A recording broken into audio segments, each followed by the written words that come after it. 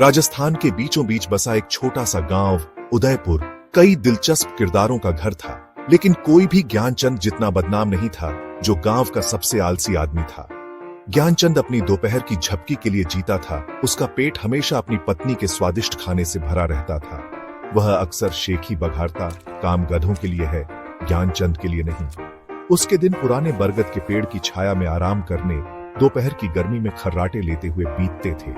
कभी कभी वह पास खेल रहे बच्चों पर चिल्लाने के लिए एक आंख खोलता था, उन पर उसकी नींद में खलल डालने का आरोप लगाता था। जब ज्ञानचंद चैन से खर्राटे ले रहा था, उसकी पत्नी राधा अथक परिश्रम कर रही थी। सुबह से शाम तक वह अपने छोटे से घर का प्रबंधन करती, खाना बनाती, साफ सफाई करती और यहां तक कि अपने छोटे से सब्जी के बगीचे की भी देखभाल करती। राधा एक धैर्यवान महिला थी, लेकिन उसका धैर्य भी सीमित था। ज्ञानचंद, वह अक्सर डांटती, गांव का कुआं भी तुमसे ज्यादा मेहनत करता है, लेकिन उसकी बातें अनसुनी कर दी जाती। ज्ञानचंद बस करवट लेकर लेट जाता, महिलाओं और उनकी लगातार बड़बड़ाने की जरूरत के बारे में कुछ बुदबुदाता। एक चिलचिलाती गर्मी की दोपहर, एक थका हुआ यात्री उनके दरवाजे पर पहुंचा। वह एक साधु महाराज थे, एक तीर्थ यात्रा पर निकले हुए एक पवित्र व्यक्ति। उनके पास फटी हुई केसरिया चादर और कंधे पर लटका एक छोटा सा झोला के अलावा कुछ नहीं था। राधा दयालु आत्मा होने के नाते पवित्र व्यक्ति का खुले हाथों से स्वागत किया। उसने उसे पानी, आराम करने की जगह और भरपेट भोजन दिया।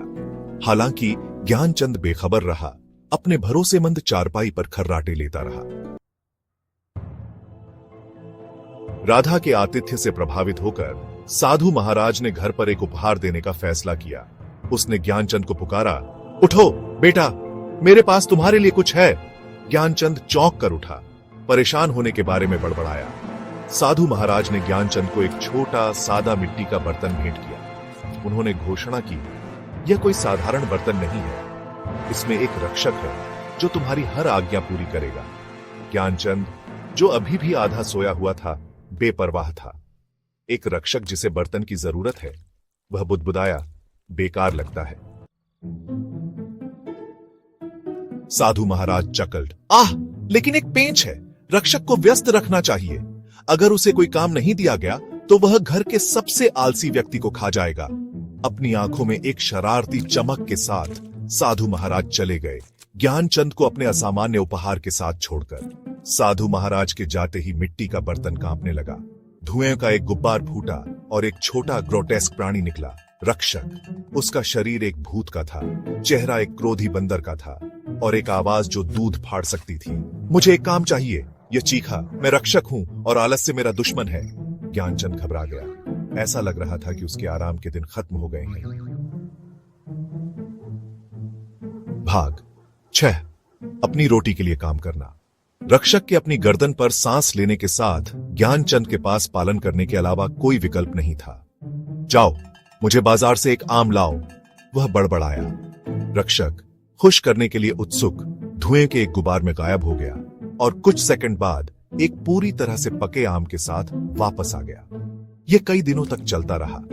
रक्षक व्यस्त रहने की आवश्यकता से प्रेरित होकर ज्ञानचंद की हर इच्छा पूरी करता था, कुएं से पानी लाने से लेकर उसे ताड़ के पत्ते से पंखा करने तक। ज्ञानचंद अपनी निराशा के लिए वर्षों में जितनी मेहनत की थी, उससे कहीं ज्यादा मेहनत कर रहा था, बस रक्षक को व्यस्त रखने के लिए। भाग 7, एक पत्नी की बुद्धि। राधा घटनाओं के इस मोड़ को देखकर हंसने में मदद नहीं कर सकी। उसने वर्षों तक कड़ी मेहनत की थी, जबकि उसका पति बेकार बैठा था और अब कर्म दस्तक दे रहा था, भले ही यह एक अजीब रूप में हो। एक दिन उसने हस्तक्षेप करने का फैसला किया। मेरे प्यारे पति, उसने मीठे स्वर में कहा, यह रक्षक काफी सक्षम लगता है, शायद हम उसे अच्छे काम में लगा सकते हैं। ज्ञानचंद ब्रेक के लिए बेताब आसानी से मान गया। भाग 8, असंभव कार्य। राधा मन में एक चालाक योजना के साथ रक्षक के पास पहुंची। हे पराक्रमी रक्षक, उसने शुरू किया, मेरे पास तुम्हारी अपार शक्ति के योग्य एक कार्य है। रक्षक ने अपनी योग्यता साबित करने के लिए उत्सुक होकर अपनी छाती फुला ली। मुझे इस धागों की टोकरी को सुलझाने की जरूरत है, उसने घोषणा की।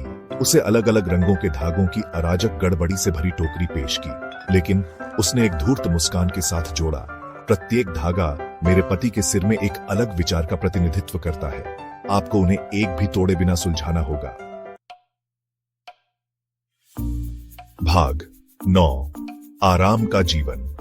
रक्षक अपनी क्षमताओं पर भरोसा करते हुए टोकरी में सिर के बल गिर पड़ा। दिन हफ्तों में बदल गए और हफ्ते महीनों में, लेकिन काम अधूरा रहा। रक्षक पूरी तरह से हार गया, मूंगफली के आकार तक सिकुड़ गया, असंभव कार्य के बारे में कराह रहा था। ज्ञानचंद अंततः रक्षक की मांगों के अत्याचार से मुक्त होकर अपने आराम के जीवन में लौट आया। हालांकि राधा ने यह सुनिश्चित किया कि वह अपने आराम को कभी हल्के में न ले। आखिरकार वह अपने पति और रक्षक दोनों को नियंत्रण में रखने का रहस्य जानती थी, और इसलिए उनकी छोटी सी झोपड़ी में जीवन चलता रहा, हंसी, प्यार और कभी कभार इस याद दिलाने के साथ कि एक आलसी आदमी को भी एक चतुर पत्नी चतुराई से मात दे सकती है।